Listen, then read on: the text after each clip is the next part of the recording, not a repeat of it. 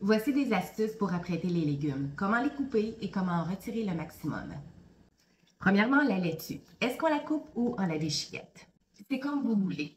La déchiquette avec les mains donne un aspect plus naturel et aussi des plus grosses bouchées et c'est facile avec les laitues qui sont très tendres. C'est aussi possible, même pratique et rapide, de faire ça au couteau. C'est facile d'obtenir des petites bouchées. C'est parfait si on mange la salade dans les prochaines heures. Cela dit, si on coupe d'avance, la laitue a des chances d'oxyder. C'est pas dangereux pour la santé, mais c'est un peu moins appétissant. La tomate.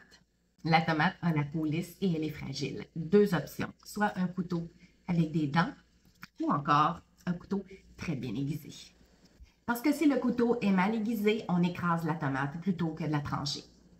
Avec les légumes ronds, le but, c'est de les placer pour qu'ils soient stables sur la planche à découper. Comme ça ici, ça bouge.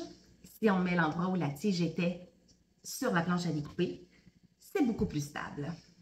Pour garder la tomate bien ronde et éviter de l'écraser, c'est mieux de faire un mouvement de sciage avec notre couteau plutôt que de hachage. L'oignon et les autres légumes ronds comme le rutabaga, le navet ou la betterave, on les coupe en deux pour pouvoir les déposer à plat sur la planche à découper et de là on peut faire des tranches, des gros cubes hachés finement ou plus grossièrement. Pour le poivron, il y a plusieurs techniques pour le couper et enlever les graines, je vous en montre deux. Premièrement, couper le poivron en deux sur le sens de la longueur, utilisez un petit couteau pour faire le tour du cœur et l'intérieur s'enlève tout seul. Deuxième technique, faire des tranches verticales en faisant le tour du centre.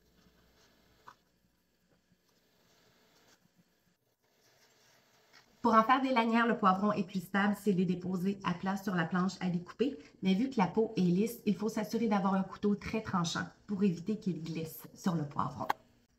Dans le doute, on le place de ce côté-là. Le couteau a plus d'adhérence à l'intérieur du poivron parce qu'il est moins lisse. Avec les haricots, on a besoin seulement de couper un petit bout de l'extrémité où était la tige. L'autre extrémité, elle se mange. En coupant juste une extrémité sur deux, c'est 2 fois plus rapide et on maximise nos haricots.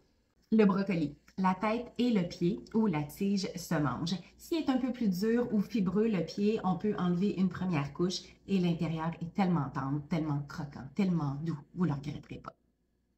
Même chose avec le chou-fleur, le cœur et même les feuilles se mangent. La carotte. Étant ronde, elle roule. Alors, on peut la couper sur la longueur pour pouvoir la déposer à plat sur la planche à découper. Quand la carotte est longue, c'est pas évident de venir la trancher en deux sur le sens de la longueur. Alors, on propose de la couper d'abord en deux. C'est plus facile après ça de manipuler un plus petit morceau. La demi-carotte posée à plat sur la planche à découper est stable. C'est plus facile de faire des bâtonnets, des cubes ou des demi-rondelles. Quand on veut râper une carotte, on garde cette extrémité-là. On ne la coupe pas, ça nous permet d'avoir une meilleure prise et de protéger nos doigts lorsqu'ils approchent de la râpe. Même chose quand on veut faire des rondelles, ça nous permet d'avoir une meilleure prise. Jusqu'au bout.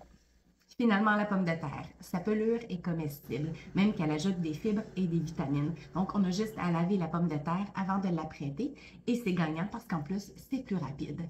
Plus la pomme de terre est jeune, plus sa peau va être mince et agréable à manger. En espérant que ces conseils vous seront utiles.